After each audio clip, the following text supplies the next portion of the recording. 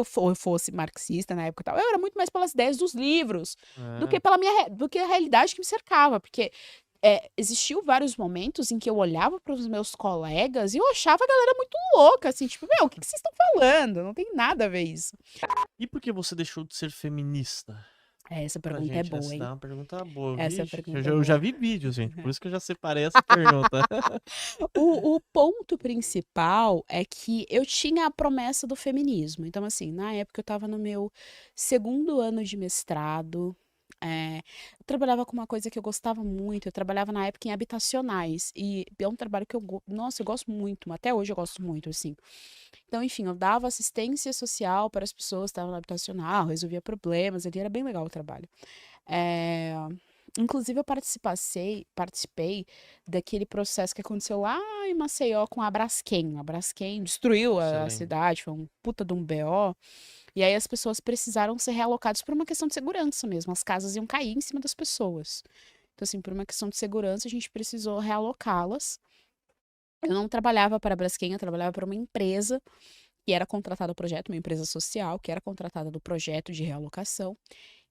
E aí foi exatamente nesse momento. Eu trabalhava nessa empresa, eu gostava muito do trabalho, era um trabalho assim importante, tal, um trabalho pesado, inclusive. Eu via todo dia gente chorando e tal. Era uma Nossa, coisa. imagina, né? Sair da casa, né? Ninguém, não é fácil. Imagina, você criou seus filhos ali, o bairro que você esteve, então assim, muito pesado, era um trabalho bem pesado, assim.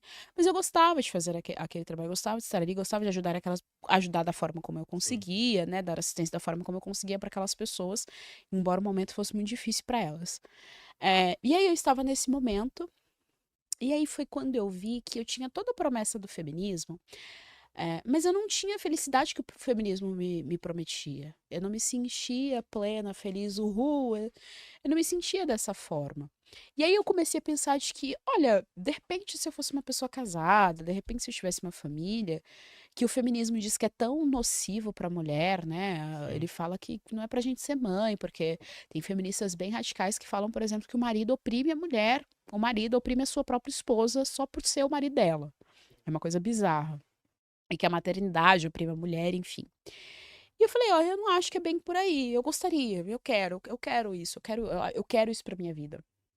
Quando eu falava isso para as minhas colegas de trabalho, para as minhas amigas ali da época, parecia que eu tinha dito o seguinte: eu vou descer aqui na Avenida Paulista com uma faca e vou esfaquear todo mundo que aparecer na minha frente.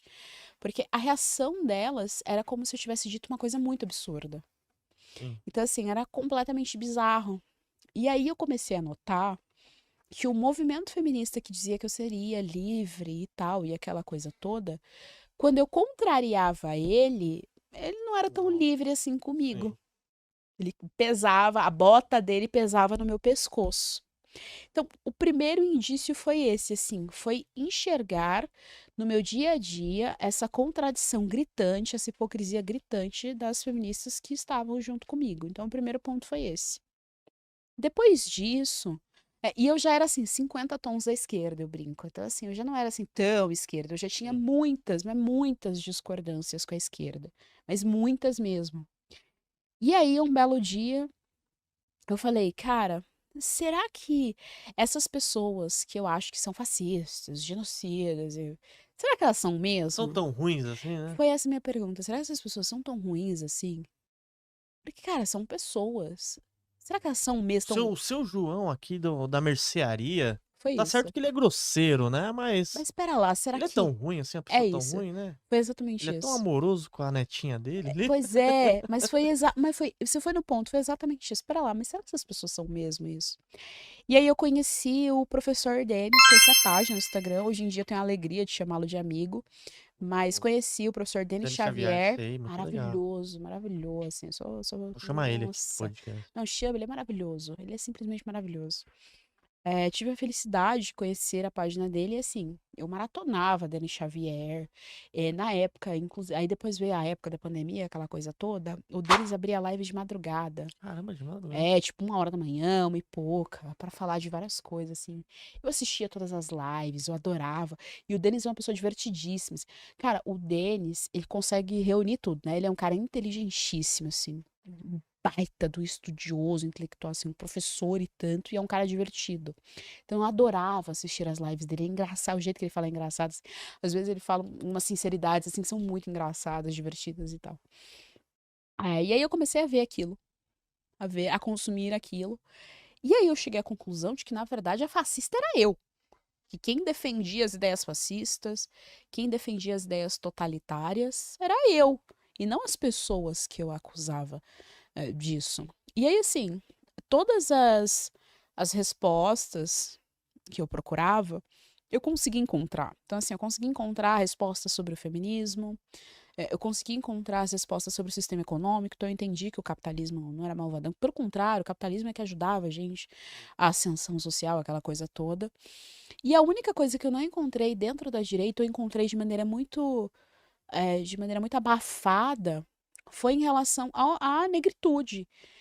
Eu só via o professor Paulo Cruz, que também, assim, gigante, e fez e faz um trabalho gigantesco dentro da pauta racial. O professor Paulo Cruz, se eu não me engano, ele é mestre em filosofia, dá aula, tem um trabalho assim espetacular de defesa das liberdades, enfim, da pauta racial. Entende muito, muito, muito da pauta racial. E ele sempre falou, adora André Rebouças, inclusive eu aprendi a gostar de André Rebouças com o professor Paulo Cruz. E assim, eu via só o professor falando e mais ninguém falando a respeito das pautas raciais. E aí foi quando eu comecei também a produzir conteúdo e tal, nesse sentido. Mas o pulo foi esse, o pulo foi sentir na pele que aquele movimento que dizia defender a minha liberdade, na verdade cerceava a minha liberdade toda vez que eu contrariava as ideias do movimento. Então nunca foi pela Tipo assim, liberdade. quando você falava, você apontava algum erro ou alguma discordância, fala, calma aí, tem que ser pros dois lados. O que o movimento Cara, falava? você sabe que eu sempre peguei muita briga com a esquerda, mesmo quando eu era esquerda, mas muita briga. As minhas amigas íntimas, eu tive a graça de conhecer as minhas duas melhores amigas na universidade, e nós passamos pelo processo todo. Nós éramos marxistas, e depois nós nos convertemos ao catolicismo, somos católicas hoje em dia. E elas sabem disso. Eu pegava muito, mas muita briga das coisas, de tudo que você pode imaginar. Eu era muito, cara, eu era Dá um muito. exemplo aí pra Eu era gente. muito treteira, mas muito treteira, mas muito, muito, muito treteira. De coisas simples, por exemplo. É, nós pagávamos uma disciplina muito chata, por sinal, que tinha alguma coisa de sustentabilidade, tal. Puta disciplina chata do cacete. E aí a gente pagava com outras turmas e tal. Quando a gente foi fazer a bendita disciplina, o pobre do professor, eu acho até que esse professor morreu depois, tadinho. Mas o pobre do professor teve um câncer no cérebro, tadinho. E ele teve que se afastar. Então a disciplina ficou aberta. Então, o que que eles fizeram? Eles fizeram até uma coisa bonita, né? O professor se afastou para não fechar a disciplina. Os outros professores colegas dele Eram as aulas. davam as aulas. Então, a gente tinha uma aula com um professor por semana. Sim. É óbvio que isso ia dar merda, a gente faltava pra Certeza, né? cacete. Ninguém quer ir, né? Já sabe Você acha? a Claro que jogada, não. né? A gente faltava, assim, de maneira absurda. Porque a disciplina era chata, a gente não tava a fim de assistir a disciplina. E não tinha um professor fixo. Então, assim, você não consegue ter uma continuidade. É muito difícil Sim, muito. você ter uma continuidade, assim. Porque o professor chega e fala, semana passada vocês viram isso, né? E tal, não sei o quê. Mas, assim, não foi ele que deu, Não enfim. fica legal, né? É uma complicação danada. Mas não era nem culpa deles, coitado. Tava ajudando o pobre do outro professor, não é esse o Sim. ponto. Que foi aí que começou a briga. Gente, eu reconheci. E, tipo, não, vai para lá. A responsabilidade é minha. Fui eu que não fui pra aula. Uma amiga, na época, junto com outro rapaz ali da turma, começaram a defender uma tese de que a falta era algo subjetivo. Eu falei, mas Nossa. não tem como. Aí comecei a briga, isso eu comecei na sala de aula. Eu falei, mas pera lá, a não ser que você seja Deus, que é onipresente, É. não existe a possibilidade. Ou eu estou em um lugar, ou É. eu não estou em um lugar. É simples, direto e objetivo. E eles começaram a defender que a falta era subjetiva. Não, mas não é bem assim, que às vezes a gente Isso é falta, bem. mas é. E aí eu falei, gente, vocês estão loucos? Eles querem, né, distorcer a A realidade. realidade. Então, assim, eu sempre tive esses rompantes. Embora eu fosse marxista na época e tal, eu era muito mais pelas ideias dos livros do É. que do que a realidade que me cercava. Porque existiu vários momentos em que eu olhava para os meus colegas e eu achava a galera muito louca, assim, tipo, meu, o que que vocês estão falando? Não tem nada a ver isso. Então, assim, eu pegava esse tipo de briga, assim, isso me deu uma briga, mas assim, uma briga mesmo, assim, eu passei a semana brigando com o pessoal, falando, não é assim, grupo do WhatsApp, enfim, aquele clima ruim na sala, porque eu falei, meu, Certo. vocês estão loucos. A gente pode até tentar conversar com o professor, mas meter que é subjetiva, falta, vocês estão É. malucos. Eu... E você assumiu o seu erro. Fala, Pois eu é, eu pautei, fiz, era exatamente, não, pô. é muito mais fácil eu chegar para o professor e falar: "Professor, você tem razão, eu errei, eu não devia ter faltado, eu fui responsável. Tem como a gente tentar resolver? Só pra você ajudar aqui, eu preciso da É. matéria, eu preciso passar". Muito mais fácil. Então tinha esse tipo de briga boba, assim, dessas coisas burocráticas, e tinha brigas teóricas mesmo. Eu sempre fui muito crítica em relação a muita coisa do marxismo, muito, mas muita coisa do marxismo. Eu sempre consegui enxergar, é engraçado isso, eu sempre consegui enxergar que eles manipulavam sim o pobre, que eles manipulavam sim o negro. Então, essas críticas que eu faço hoje já eram críticas que eu fazia desde a época que que eu defendia essas ideias. Eu sempre consegui enxergar. Eu nunca fui petista, eu sempre odiei o PT, eu sempre odiei o Lula e sempre achei que ele manipulava todo mundo e tal, que não era bem assim. Então, assim, como eu tinha esses posicionamentos, eu pegava muito, mas muita briga, assim, era uma briga um dia sim, no outro dia também. Eu brigava com professor, inclusive, eu já peguei briga com professor. Eu já peguei briga com os colegas, eu já peguei briga com gente de outra turma, que vez ou outra cruzava e tal, não sei o quê. Então, assim, eu sempre fui muito briguenta, dentro da universidade. Então, Sim. quando chegou o ponto, assim, a gota d'água, de eu olhar para as pessoas e falar, não, realmente não Só dá. doidinho, né? Porque eu tinha um acúmulo, assim, de histórias que eu falava, não, peraí, mas vocês estão malucos. E aí, realmente, assim, foi a gota d'água de eu olhar pro movimento feminista que dizia que me defendia e que, na verdade, estava defendendo que eu vivesse de acordo com aquilo, exatamente com aquilo que eles queriam. E uma mulher feminista, ela é o quê? Qual que é a sua definição? Ah, você gostou, né? A minha definição é que a mulher feminista, ela é um homem mal acabado. Mas é verdade, você pega assim, é porque assim, é, o movimento feminista, ele tem uma característica, primeiro, de pegar vícios masculinos, colocar na mulher e chamá-los de virtudes. Hum. Então, um bom exemplo disso é a libertinagem masculina. As feministas adoram dizer que, os homens têm vários relacionamentos casuais e não é mal visto e tal. Não é mal visto por quem, cara pálida? Primeira pergunta, porque eu vejo mal. Se eu vejo um cara, sei lá, e pra mim, assim, não importa nem a idade.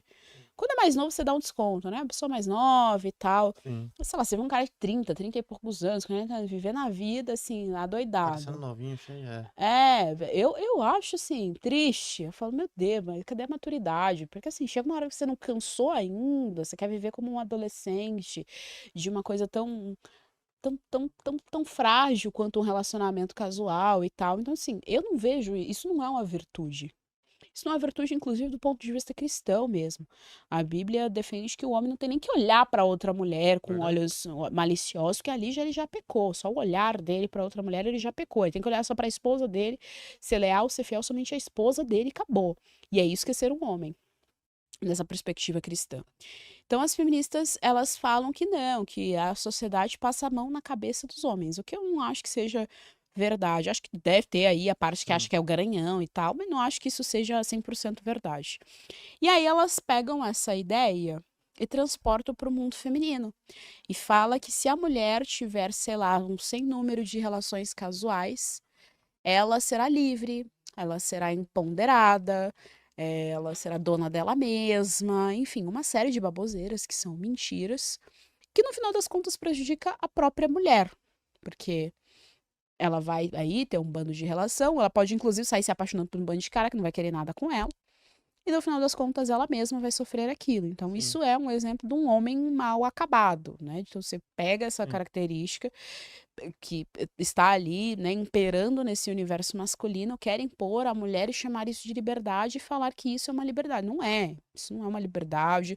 Isso não traz nenhum benefício à mulher, nem a curto, nem a longo prazo, enfim. Não faz o menor sentido isso. Por isso que eu costumo sempre chamar de homem mal acabado. E esse movimento que surgiu, os Red Pill, Ah, eles não são. vai surgir. Eles não são os meus amigos também, não. Cara, tá. Tem uns Red Pills que, tadinhos. Eu já fui até, eu fui no Júnior e tal. Sim.